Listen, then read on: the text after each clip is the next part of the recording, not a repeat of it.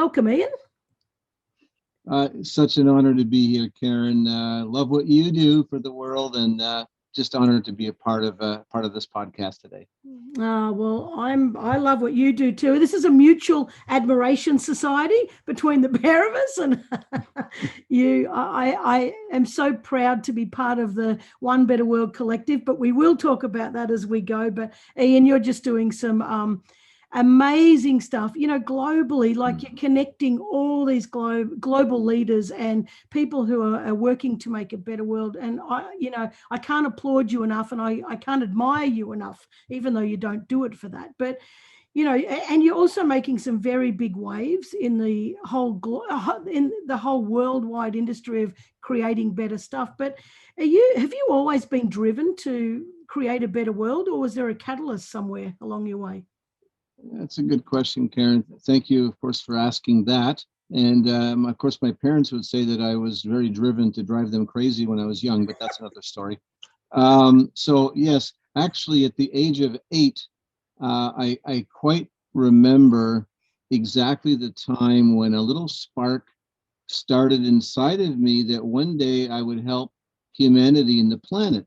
Now, as an 8-year-old, I wasn't really thinking about it. I didn't understand that.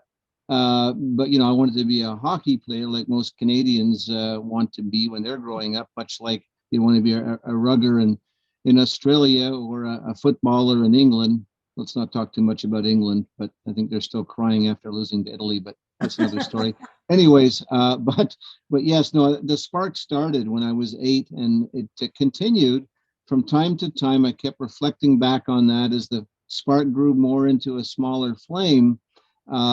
When I got into college, one of the electives I studied was in ecology and the environment. And again, I didn't know why I really took that.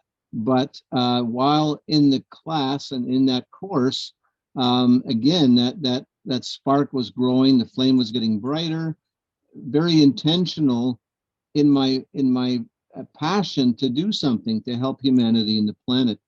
And out of that foundation, honestly, I began to think about organizing my first humanitarian event, and which was crazy. I had no money, no experience, a bunch of naysayers, Karen, during those days in the 70s, and 80s, like, what are you going to do to change the world? Who are you? You forget it. Just sit back and let someone else do it.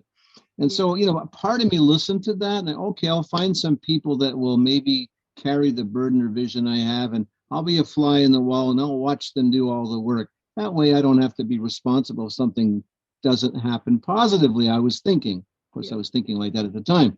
Organized a meeting, brought a bunch of people together, 150 people showed up. I'm like, fantastic, we'll find some leaders out of this group, no doubt. And so we had a big vote, and they all voted for me, Karen.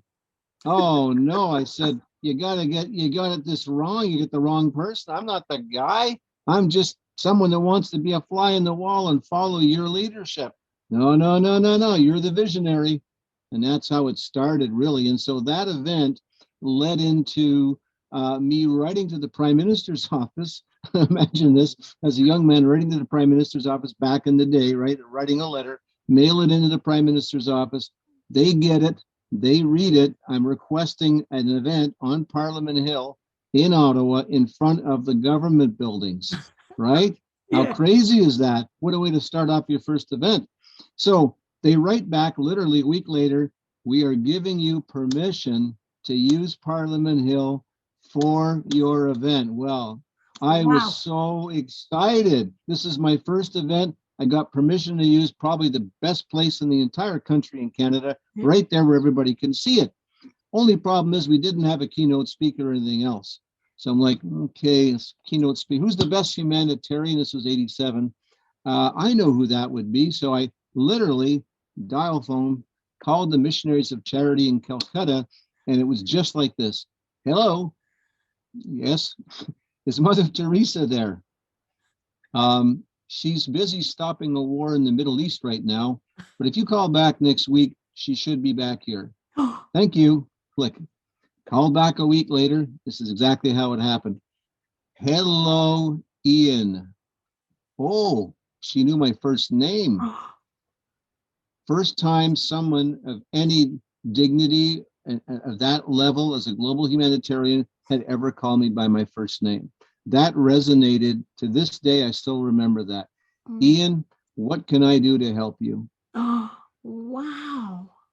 I said, I would love you to be a keynote speaker at an event we're organizing in Ottawa for September of the following year, which was 88. She said, I'll pray about it. Give me a call back in a week. I'll give you an answer. This week thing was becoming, the thing back then. Yeah. So I waited another week, called back, and this is exactly what she said. Ian, the second I began to pray, God said, go to Canada, be a part of whatever Ian is doing, and be supportive. Wow. I knew that flame was there for a reason, and I knew that destiny and fate had combined and converged upon that moment. My life changed, Karen. I mean, I had people who had never talked to me were calling me. I had dignitaries, politicians, senators on Parliament Hill, diplomats calling me. We heard that Mother Teresa's coming. We'll take over from here. And I said, it's funny. I said, no, actually, you won't, but I'll be able there to be with you to help facilitate this thing. You're great at organizing tours. You do that. I'll follow. And that's how it was. And so incredible time spent with her really became, for me today, the foundational core belief system of what it means to be a humanitarian, what it means to lay one's life down for the betterment of society, for a community, what it means to go into the deepest, darkest, hardest places on earth, to lay aside your own personal differences and say, look, what can I do to help exalt somebody else, or to step into their suffering and be that person to help them. And so I learned that, thankfully, and was honored to learn that early on from her example. So really, honestly, it wasn't the Roman Catholic thing for me. It was just her example of what it is as a woman. Imagine back then, one of the greatest women leaders of all time, and to have learned from her, I was so honored and privileged. I'll tell you a quick, you can edit this out later if you want, Karen. But oh, no, I'm loving this. You tell me. I must tell you this, because this is a thing in Quebec and Canada, which everybody loves up here, and you'll appreciate this. If it's not already in Australia, we'll make sure we get this to you. Yeah. So what happened was we were driving from Montreal to Quebec City, and it was, it was the fall. She was hungry. And I'm like, geez, what do you feed Mother Teresa? I don't know. Geez, what does she eat? I never thought to ask that. I thought the tour guides would know all this stuff, but I'm in the back seat with her, and I'm thinking, what about a club sandwich and a specialty that they have in Quebec called poutine? And she says, well, what is this club sandwich? And I described the turkey and the bacon and whatnot in the sandwich. And she said, that sounds good. And she says, what is this poutine you talk about? I said, oh, that is a delicacy in Quebec. That's French fries with curds and gravy. Famous in Quebec. Become world famous now. And so she says, well, that sounds good. So pull off to a roadside diner. I've got Mother Teresa in the back seat. Run into this little diner, and in French diner. And I'm speaking him in French, as I can do and did, and asked him for the best club sandwich and poutine he'd ever made. And he says, why are you asking for the best? It's always good here. I said, no, you don't understand. He says, why? I said, well, do you know who's in town here? He says, well, yes. And of course, we looked at the newspaper racks, and on the 3 top newspapers, she's on the front cover of all of them. He says, La Mère Teresa, Mother Teresa's in town. I said, yes, she is. I said, look out your window. So he looks out. He goes, oh, my God. And he sees the profile in the back seat, and he's running around, makes the sandwich and makes the poutine. And I run back into the car and sit down. And of course, everyone's waiting to hear what the response will be as they're watching this now. She takes a bite of the club sandwich and goes, this is good. This is good. And she tries the poutine. But this is very, very, very good. and that was, for me, one of the most hilarious moments I think we spent together, out of all the wonderful other things that happened during that trip, which I don't have time for now to talk about. But my goodness, what and an event of a lifetime. We had 50,000 people turn up for the event. It changed the fabric of how people dealt with each other in Canada back then. First time ever where people from different religions and backgrounds got together. First time ever in the country.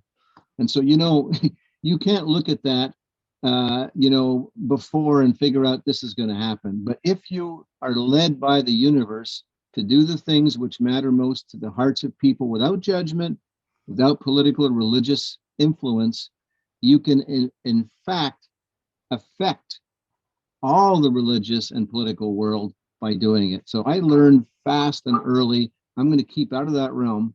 I'm going to focus on being a humanitarian, working together with everybody from every background. I know you love the rainbows and the colors of the SDGs around this circle for a reason. And the rainbow is actually a logo that we have for our Indigenous work we do with First Peoples, which I can talk about later on in the interview. But very important to work with everybody. Don't be judgmental. People have a rough life. You don't know what they're going through.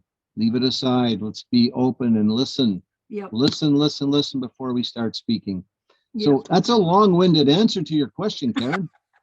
Well, I absolutely love it. I love that. And it's just, there's so much in that. It's just, one, Mother Teresa is just a normal person. Well, just wants to travel around and enjoy the local things. But also the fact that she even answered the phone and called you by your name, like that's so special. And it just goes to show how much humility she had and how much humanity, just to not be too proud to come to the phone, and to not to be too proud to say, well, who's Ian? I don't even know him, just to treat you as a friend and at her own level. And the fact that she came and the fact that you brought so many people together, the fact that you didn't even want to be a leader and then look what you did. I mean, there is gold everywhere in that story. So it's amazing with the leadership stuff. You didn't want to take on that leadership position, and no.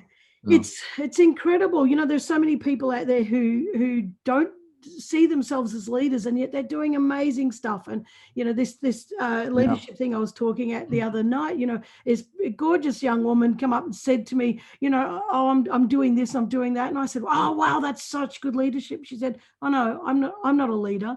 And of course you're a leader. You're leading people to do this, and you're leading change in the world, and you're leading others to recognize something that's important. That's leadership. That is massive. She said, I just can't grab that title. And I said, you need to grab that and run with it, because the world needs people who are acting in that way to make the world better. So, and you're evidence of it. Like you just, you were so scared. Yeah.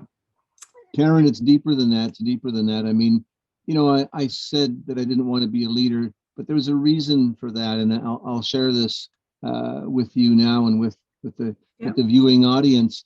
I was adopted, and I remember, and I might have shared this with you before. I don't know if I did or not, but I might have been, 2 or 3 years old maximum. And I remember my parents had a party over in the living room, and down the hall where my bedroom was, my door was open. And I remember a couple that were talking to my parents, and they said, so he's adopted, so he's a bastard child, is he? And I remember, just the impact at a young age that had on me. Why I'm not loved, I'm not accepted. What does that mean? I never talked to them about it as a child, but it always stuck.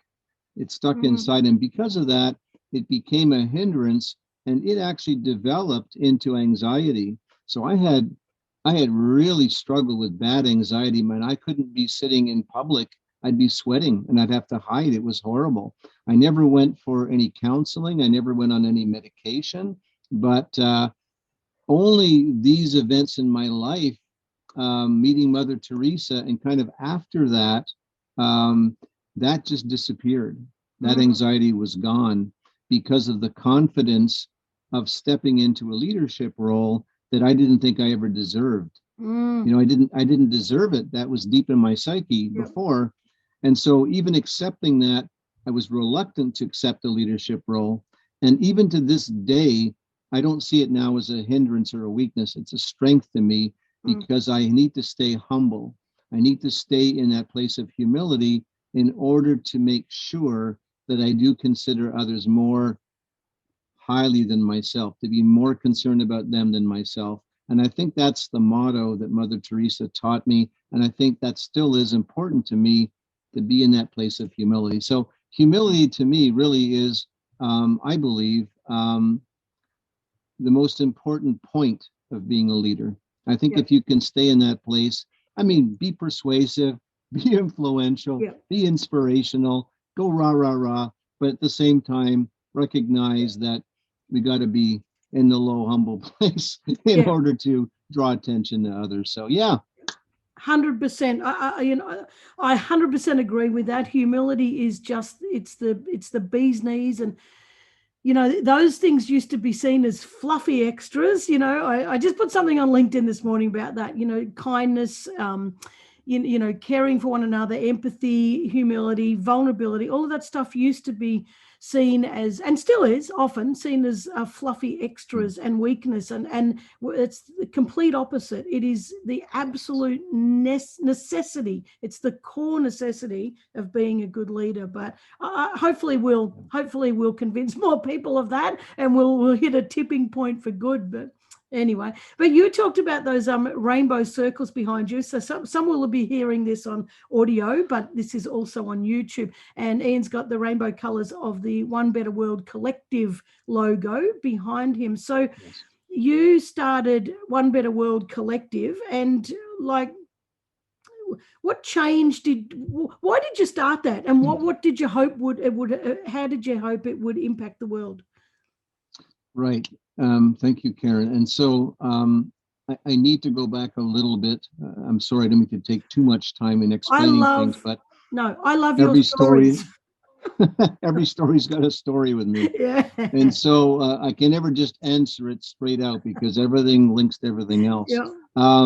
So the rainbow, the work with Indigenous people. So this is really an important part of the story of One Better World Collective, the colors of the Sustainable Development Goals, etc. And so I'd say probably in the late 90s, I had an experience, I'm going to call it a natural experience. How's that? Yep. Where a rainbow, the end of the rainbow appeared in my front lawn like that. And I'm like, okay, haven't seen this before. Didn't know that existed. There wasn't a pot of gold, by the way, or leprechauns dancing around. But and so it was significant to me because I was in the middle of organizing an event, and I had somebody in the other side of the country tell me, if you see a sign, you'll know you're supposed to continue with this event. Like that's all he said. I'm like, you're kidding me? That's your wisdom and your advice? And so, and then this happened, and I'm like, what does he know that I don't know? Anyways, I called him back. I said, well, if this ain't a sign, I don't know what is. And I talked about the end of the rainbow. Fast forward that. So that happened. And then that flame, that famous flame, began to burn again inside of me. And what I understood as, I don't know, an interpretation of sorts, whatever you want to call it. I just understood what that meant. There was a day coming when among French and English people in Quebec and among Indigenous people, there would be healing among the languages, and that would spread across Canada and go around the world. This is in the 90s. Fast forwarding ahead, I didn't even know José, my better half, at all at that time. She had a similar rainbow experience, end of the rainbow, in a water, sacred water, First Nations people, with her two boys that saw it. Wow. I had a couple that witnessed what I saw, thank God, but she also had the same thing with her two boys. We didn't know that about each other. So when we got together and shared that, I don't know anybody else to this day that's had that experience, nor does she. But we've had many since then together. And also, we've had people with us that have seen it happen while they've been with us. So it's not just something we're making up. The rainbow, extremely important. Why? Well, I think the rainbow over time has become a very important logo for unity, for healing, for embracing communities of people that most people have wanted to ostracize and reject and cast away over time. Can't do that anymore. And also the rainbow, get this, is also a powerful symbol among Indigenous people, we found out, among the rainbow warriors who want to bring back unity in the world to bring out Indigenous culture and knowledge to the world. And that's where we birthed together, Jose and I, we birthed together I Love First Peoples to focus on Indigenous populations. And now we're like the standard in Canada, been to over 90 fly-in remote communities alone to bring reconciliation among non-Indigenous, Indigenous people. This is an important foundation to One Better World. What's also important today in Canada, as you may have been following the news, they've been uncovering a lot of children in residential school graves, much like the traumas happened, of course, in New Zealand, Australia, and other parts of the world. And so we are now inundated with requests to be more involved in that space because they see us as a leader in that area. Again, moved ahead in that area 8 years ago when no one knew what reconciliation was. Today it's real, and Canadians are supporting us to do practical things as a way of solutions. Don't talk about reconciliation. So Karen, we've been delivering sewing machines to northern Arctic communities in the last 2 weeks. The sewing machine company Genome has donated a whack of sewing machines worth $1,000 a piece. Wow. And another company in the north, and I don't mind mentioning them, Baffinland, have committed to flying these machines up for free into these northern communities. Pond Inlet, Igloolik are two of the communities that were targeted in Nunavut. And so right now, we're able to bring these sewing machines into these schools that didn't even have one of them in some cases, but now they have at least some sewing machines that they can reintroduce to kids so they can learn to sew the furs and the skins, which are such a big part of their culture. So how do you work reconciliation into a community? Practical solutions. So we're honored to work with all of these communities among the Inuit and First Nations in Canada. And now we're planning to bridge that around the world as well. So that's another story. Fantastic. But the work we do with Indigenous people, reach the hearts of Better We, Better World in France. And Better We, Better World in France, and I think this is where you kind of came into One Better World with us, is that Sophia and Koa founded Better We, Better World on the principles of kindness, mindfulness, and advancing the SDGs, Sustainable Development Goals, of which the colors and the logo represent. And so they approached us because of our work with Indigenous people and said, we strongly believe in the importance of Indigenous culture and knowledge being released to the world and resurrected to the world in this time of trouble. And we see what you're doing, so we'd love to work with you to establish Better We, Better World in Canada. So we did that last February, just before COVID. And one of the things they asked me to do was because I'm the expert in events now, right? I was the guy that was sheepish and was afraid to do events. And over the years, I'm becoming, ask Ian, he's the expert. So anyways, would you be able to do a global event? I said, okay, I haven't really done a global one yet, but hey, why not? Could you do a global event, maybe like one in Paris, one in LA, one in New York? I said, what was this, 5 years from now? No, we want that by this October, last October. I'm like, wow, we got a budget? Anyway, so October 2nd of last year was the International Day of Nonviolence, as it is every year. They wanted these events for that day. So I kind of got into it and kind of went with my feet running because there was no time. And started pulling all these names of people together. Then it's funny, everybody wanted to be a part of it. I thought, well, at least it's that easy. I'll keep going. Then COVID hit, like literally about 3 weeks after that. Boom, everything got canceled, postponed, and then we had to rethink everything. But it was interesting because instead of just One Better World event, we thought, what can we do to have more impact and take advantage of this opportunity during COVID? So we started One Better World Collective, not just to do events, but to try to localize the SDGs, to try to localize doing good, to make doing good in the world happy and popular for everybody. children, preteens, teens, young adults, middle age, elderly people. Didn't matter from what country, what age, get everybody together. But how do we do that? How can we do that, Karen? That was the kind of the question. Yeah. So our director of user experience came up with a brilliant idea to create an app, an SDG challenge app, right? Yeah. So I'm like, okay, what does that look like? So they describe what they're going to do, and the prototype is done now. I'm happy to say the prototype is actually done. It's an app where anybody in the world, for example, Australia, Victoria, Melbourne, Sydney, you do a challenge 1 through 17 with zero poverty, zero hunger, gender equality, workplace equity, inclusion, whatever you want to, whatever topic you want to cover that it was within the 17 SDGs. You launch your challenge. People can study the metrics of it. They can jump on board, be a part of it, see its expiration date or an open-ended date. So imagine reality TV on doing good. Brilliant. Not only is it brilliant, but the app has been done. It's created. I've seen it. It's outstanding. And so we're going to be beta testing this thing soon with all the liaisons that are now around the world in One Better World Collective doing incredible things where they can then test it. They can share it in their communities, in their cities, get all this fervor and excitement going, and then we'll officially launch it in the late fall.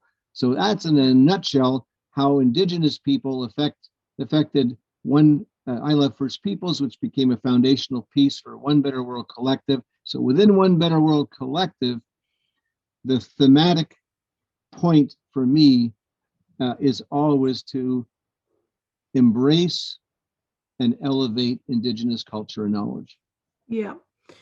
Well, yes, long story, but I tell you what, I love your stories, no, because they always got a little hint of magic in them, and not only that, this whole underlying core of pure love, just this pure love underneath them, and One love. Yep, one love on your hat, one love. Love it. I always say that: one love, one people, one Bob planet. Marley. Bob Marley. I love, and your core values too. One Better World Collective. I love mindfulness, activation, and universal responsibility. And I just, do you think these 4 core values are collectively missing in humanity, or that they need some particular attention to elevate them? I think they were well chosen by our core team for a reason, and I think they have been lacking over time, as you probably are well aware of, in society as a whole.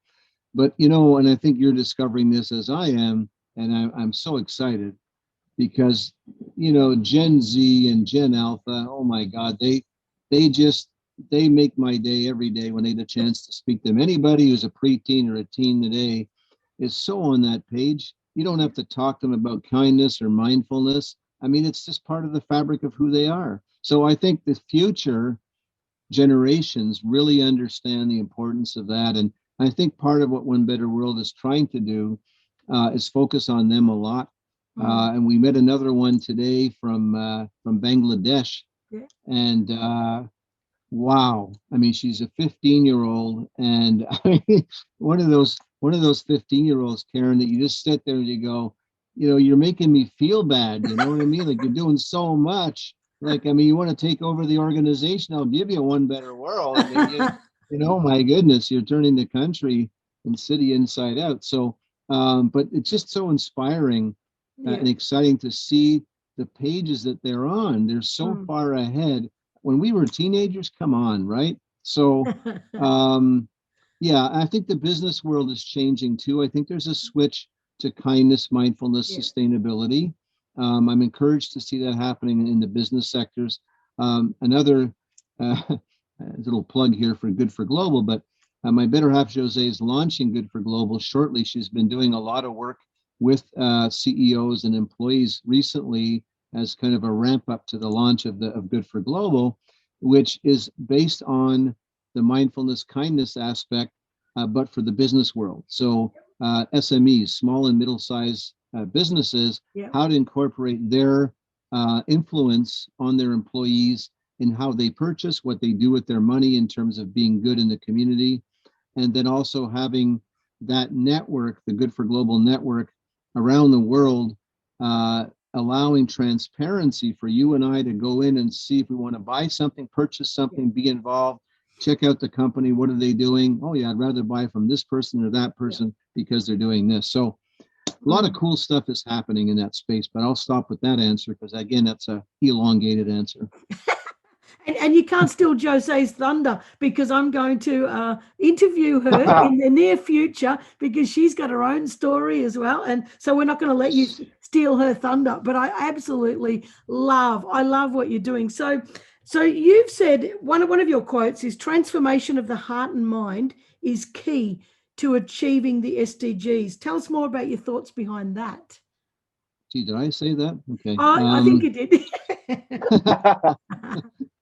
Yeah, no, I think it really is. Until I understood who I was, until my heart was transformed through the experience of meeting Mother Teresa and other things in life, until I was at peace with who I am, I wasn't able to be anything else. So number one is transforming your own heart, and then with the transformed heart, you can then work heart to heart with others in creating a transformation in their lives and also in their space within their own community. So I think the heart-to-heart relationship is the most important one for us, where there's unconditional love and respect and honor for everyone, and listening and just figuring out stuff together. But it starts in your own heart. Yeah.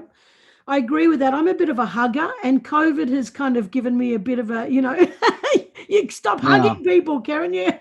But I truly believe that, hugs are where the souls meet, and the hearts and souls. And I truly believe that if you embrace, just for 3 seconds, you can actually feel that person and connect with that person. And I think that's massive. It's really is. So when you're talking about the Sustainable Development Goals, which is of course put together by the UN to try and, as a goal for 2030 to try and just try and help the planet, because God forbid, we should keep going on the path that we're going because there's not going to be a planet. But if we ignore this is a question for you, but if we ignore the SDGs and continue to live as we are, or as we have been, what do you think the likely outcome is for humanity and the planet? Yeah, I don't think that's a good outcome. I don't, have a firm timeline in my mind. There is a critical mass on from now to 2030 in terms of environment. I think the climate crisis is there for a reason. I think a lot of people are focused on that, and rightly so. I can't say that that's where I spend all my time because I'm looking at all of the SDGs, which deal with poverty and hunger, gender equality, the environment, underwater, above land, and everything else. So there's a lot of different factors involved in that. But I believe that we need to work as one. We need to be focused on bringing what's working now together with others and not to reinvent the wheel. And that's been kind of our MO, I guess, for One Better World Collective, is not to try to reinvent stuff, but to find the people that are doing amazing things, collaborate with them, and expedite some of the answers. And we've been able, in one short year, Karen, to see blood cell cancer research projects on the rise. We've been seeing projects focused on rebuilding the coral reef system. Great Barrier Reef and Oceania is two areas, and a documentary film on wildlife and nature attached to that with somebody from Australia, Jackie Paul. Jackie, yeah. And then there's others in other parts of the world that are also focused on underwater and above water, getting plastic out of the oceans, figuring out ways to repopulate wildlife.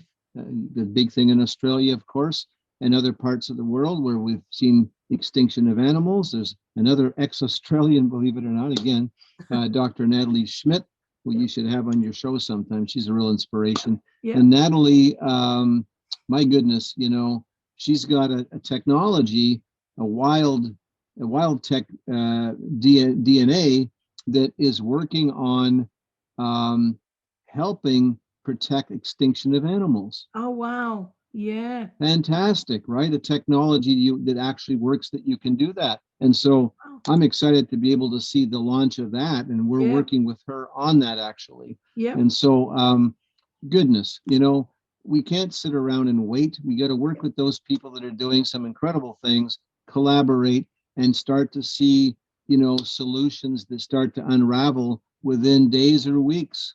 Yeah. Automatically, rather than waiting for years in business meetings, talking about it and nothing ever happening. So today's a day of action. I think young people, as I mentioned before, Gen Z, Gen Alpha, these guys are riding the wave. They're leading the way. They're motivators. Yeah. They're the evangelists of today for tomorrow. And these guys never get off their off their soapbox. I mean, they're going at it.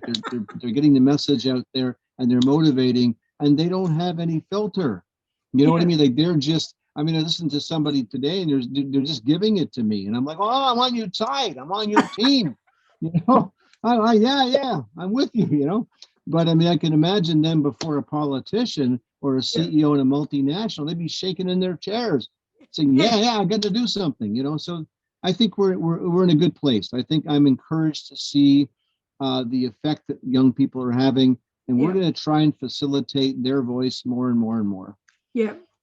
Yes, and you do. And so if anybody listening or watching, that Ian has with One Better World Collective interviews, gets people to come on Zoom, all these amazing people from all around the world. And anyone can join, it's on LinkedIn. If you connect with Ian on LinkedIn, you can see all these great events coming up. I don't get to do a lot because a lot of 3 a.m. in the morning for me, but, it depends where you are in the world. You can join in and listen. And these are young movers and shakers, not all young, but everybody's just doing incredible things. And it really gives you, I don't know, you really become encouraged, that there are so many great people in the world doing great stuff. Personally, I think that the SDGs, I can't even, it just sort of dumbfounds me. I know we have to do it, but it dumbfounds me that we are even in a position where we have to make all these rules and make all these plans for good. I can't see why we just can't use common sense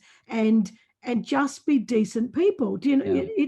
It's beyond me that so many of us are working so friggin' hard, to just bring common sense to the table. And it drives me insane, but it has to be done, or else we're going to be down the doom hole, and that's the end of it. But now I want to ask you about the Dalai Lama, because you're talking before about Mother Teresa, and if there's two, you just didn't get Gandhi, but or Martin Luther King, but time was of the essence there. But you got Mother Teresa to a big event, but you also just recently organized the Dalai Lama, and I was moved to tears when you invited me to be part of that, and I literally just burst into tears because I was so overwhelmed with one that I was seen to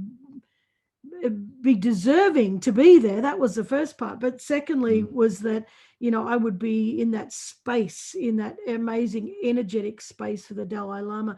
And so you evidence that when you just believe in something, or when you just want to give something a try, people agree. So what made you decide? So you brought 13 change makers to ask the Dalai Lama on an intimate Zoom, for guidance about how to move forward in the world, or what his thoughts were. Why did you decide on the Dalai Lama? What was it that went in your mind and you said, oh, I've got to get the Dalai Lama? What happened? Most people wouldn't. Yeah.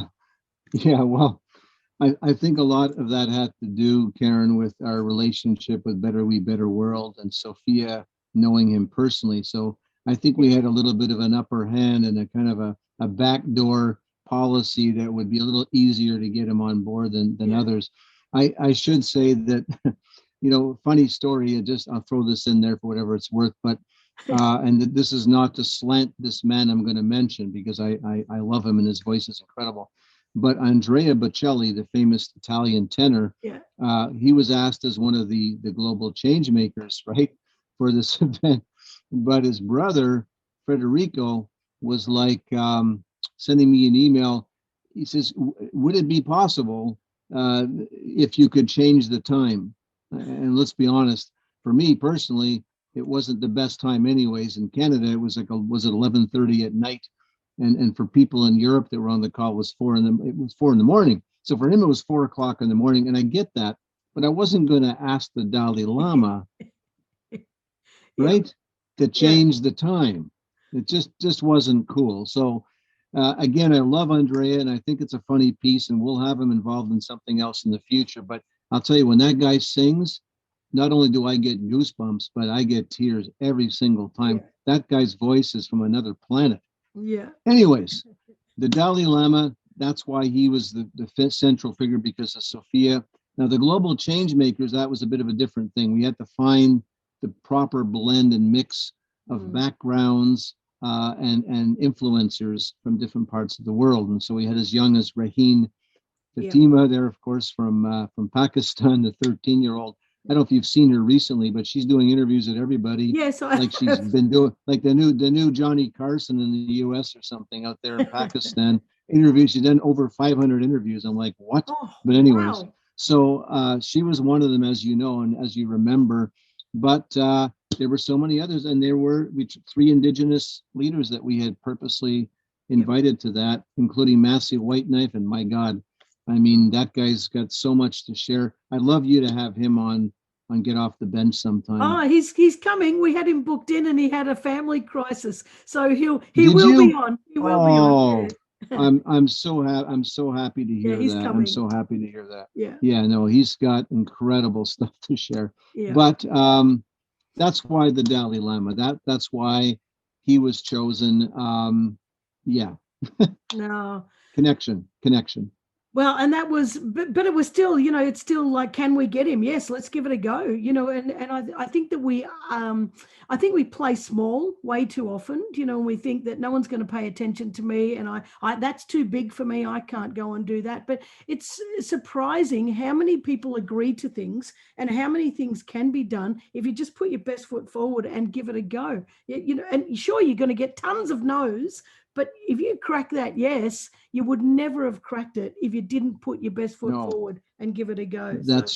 That's true, Karen. I should also say one thing regarding that event. If anybody hasn't seen it, you can go to onebetterworld.org and select event, and you can actually watch it.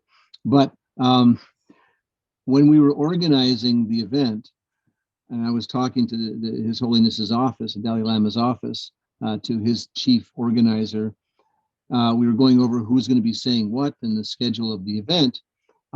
I still said at that time, well, I'm not going to be on that because I don't need to be on that. It's not about me. So we'll have Jose can speak, or we'll have, Sophia speak.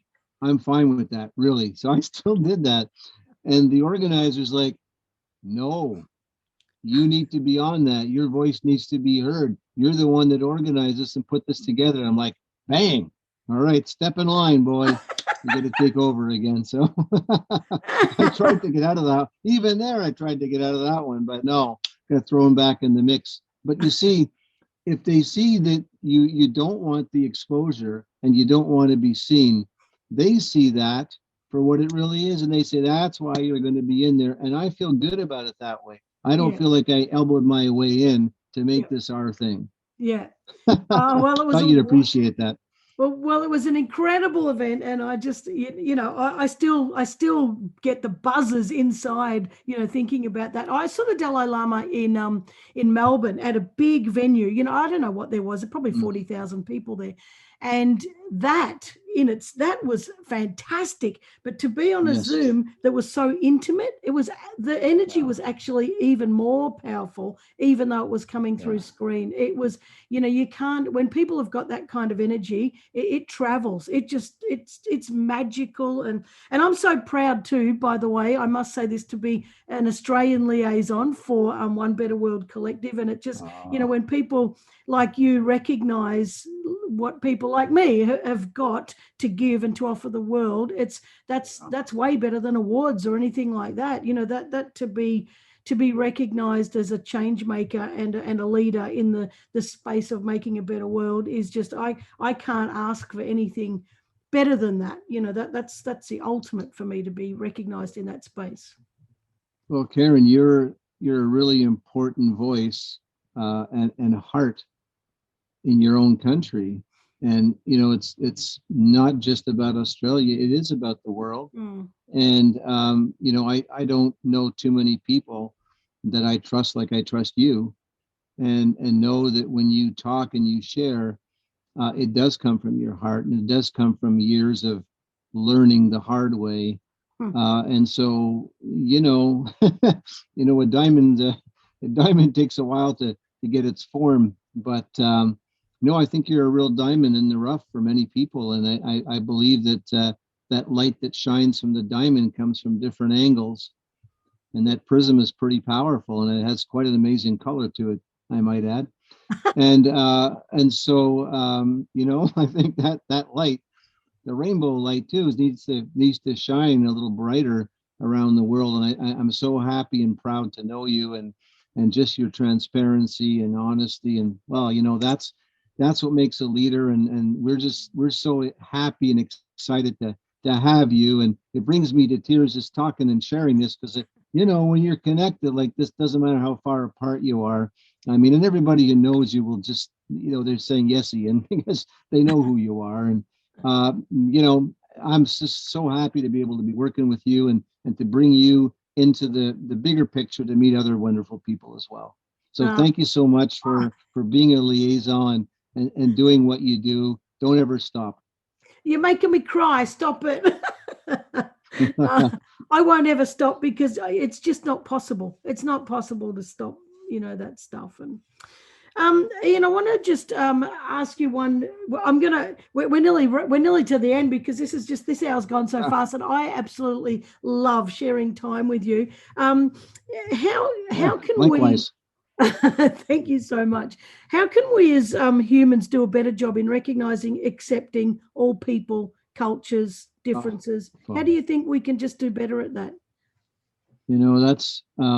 That's something that you and I both have taken years to understand. Being young in our environment, we're taught to think a certain way and be a certain way. It didn't come to me overnight, although the spark to understanding how to accept people of all races, colors, and backgrounds, it started at the age of 8. And so when I was bullied as a young child in school, which I didn't mention before, I was bullied for being good. I was bullied for having a good heart, which sounds kind of strange, but, and so, I knew that I was right. I knew that that was the right thing to do, but that people just weren't on that page. I didn't judge them. I wasn't angry. I was sad, but wasn't angry, and I didn't become bitter. I think learning to accept people for who they are. You don't know the situation they've been through. You don't know how bad it's been or how good or whatever. You just don't know about people's backgrounds, what's really in their heart. So you have to accept people for who they are and be willing to listen to their story. And I think for me, the biggest thing in accepting people and not judging them by their color or religion or their personal lifestyle belief or any of these things, it was just to listen to them and be able to embrace their story. And if they were suffering and were sharing the suffering, to be willing to go into that place of suffering with them. And that's not an easy thing. You and I both know that that's not an easy thing, because it's painful, and we take it personally. But I think the key is to go into someone's story, to take it personally, to allow yourself the privilege, really it is, to go into that suffering and to walk with that person where they're at and say, look, I know it's bad. I know that you're in pain.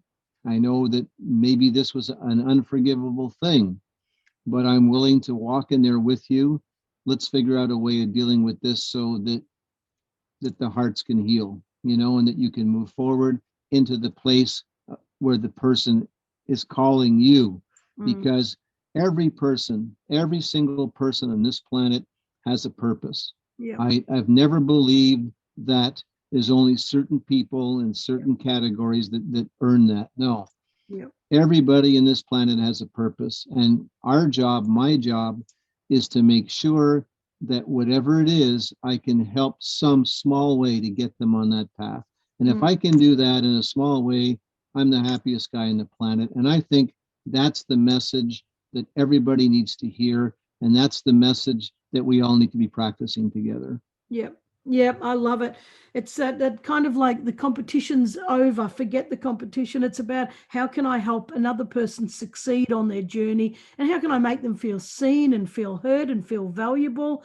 And it's not that hard to do. I mean, sure, there's pain, but if we just continue to ignore other people and say it's not my problem, and compete with them, step on them to grow, that doesn't work. And we've proven that over the last few decades that kind of stuff doesn't work, and when we do work together and we do support each other to grow, that's where the magic happens, and that's where we all feel fantastic.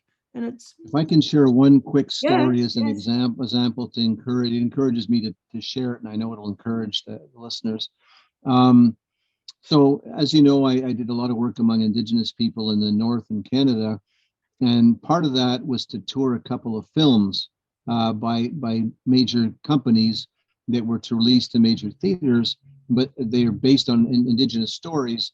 And they had asked us, because of our work with Indigenous communities, if we'd be honored to take the film and screen it to Indigenous communities first in the north of our country before it went to the theaters. So one of the movies was called The Grizzlies.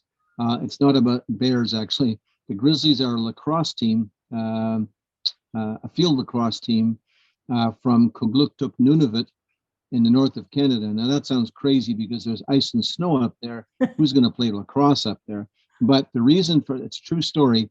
The reason it happened was because a young teacher from Saskatchewan in Western Canada went up north to Nunavut to get an easy job and get lots of money, because the government was paying lots of money and the school system was. So he went up there, but what he didn't know was that he ran into a suicide crisis 50 times higher than the national average. Wow. I mean, he was losing kids in his class by the week. And he turned to alcohol as his substance, to deal with that. And that didn't help. And so he thought, what can I do? I know how to play lacrosse. So he started a lacrosse team up there, and it took a lot of hard work, but the kids eventually got into it. And there you go. They started, with a purpose. They can do something, achieve something. They actually made it to the national championships as a lacrosse team from Nunavut, right? Who actually won a couple of games there. Unbelievable, true story. But the key of where, for me personally, where it touches me is I got to tour the film to these communities and get to meet the people, to see their stories, the pain and the suffering, but the joy of knowing that this sport changed their community. Yeah. And then also one of the guys I travel with, Hyper T, he's an Inuit hip hop artist. So he raps in Inuktitut and English, and Hype was like just a great young guy. And I'm like, your music's fantastic. And then he starts sharing his story. I mean, this guy has been through, horrible backgrounds, losing many of his family members to suicide. Yet he wanted to turn that sorrow into joy by writing music as a source of encouragement to the youth in Inuit communities. And so he's just an example of someone that can turn a situation around and make a career out of his life. And I mean, we've had incredible times together. He's like a son to me. And, I'm just so blessed to know this guy, because he has taught me so much about just being happy with what you have. You just be happy to be alive and to be able to help people. Doesn't matter what your background is. And I encourage people to listen to his music. And I managed him for a while and got him gigs everywhere, because I just want to encourage the guy. How can you not want to do that? So I thought I'd just share that. Just throw that one in there. No, I love you. I love your stories, but it's kind of reminds me of Emmanuel Jal, from Sudan. I think he was from Sudan. Yeah, he's from Sudan. And the same thing, being a child soldier, and going through all that and then turning it into music and, and becoming an advocate for world peace. And I think that, yes, there are people who suffer incredibly, and you've got sort of two choices, haven't you? You know, to sit and suffer in that pain, or to say, well, I'm going to turn this into something that's actually going to help other people and heal myself at the same time. And you know, there's so many great stories out there of people who have turned tragedy into advocacy for something, you know, and changed a lot of lives because other people feel seen and other people feel like, well, hey, I've been through that, and then maybe there is hope at the end of, light at the end of the rainbow in Ian's front yard, you know, that sort of stuff. Yeah. So everybody get off the bench. Get off the bench. You can help someone today. I know you can do it. Yeah. Well, that comes to my very last question, Ian. So, which of course, this podcast, I ask everyone, this podcast is Get Off the Bench, you know, to help inspire people to take action. So there's a lot of people who think they can't make a difference, you know, because I'm only one person. What can I do? What advice would you give to somebody who's really troubled by one or more of the issues addressed by the SDGs, the Sustainable Development Goals, but feels they have little to offer? What advice would you give them to get going? Give me a call. Give me a call. I'll have some advice for you. No, I mean, seriously, contact us. We've got room for everybody in the world to get active in one of the SDGs. Yep. I mean, if you've got a burden for poverty, you want to see no poverty in the world and no hunger, whatever it is that really gets you going and gets you off the bench to action. I mean, there's so much you can do. There's so many organizations doing incredible things around the world. I'll be the first to connect you in any one of these areas. Just contact us, email me. I'll be glad to connect you where you can have a wonderful time meeting people like Karen and me. If you like me by now or don't like me, whatever, that's your problem. But then, and we can connect you to all these incredible people around the world, and we can activate you in any one of the SDG related options. Oh, that is fantastic. And please do that, because Ian is serious about that. So I am. And there is always something we can do, even if it's just the tiniest little thing. Every step in the right direction is a step towards the solution. You know, if we ignore it, we're helping the problem. So let's just keep moving. Now, where can people find you? Because I've got a stack of things here. Do you want me to read them out, or are you going to read them out? Where's the best place to get you? I can't tell you where I am, because if I tell you, they're going to come after me. No, I'm just kidding. But I love it. Oh, that was good. I made me laugh. Yeah. But anyways, as long as I'm laughing, we're good. So you can always email me. That's ENIAN at onebetterworld.org. That's the best way to contact me by email, or on LinkedIn. I'm there as well.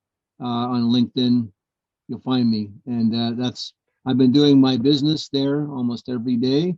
I've been very, very encouraged to see the amazing people on LinkedIn.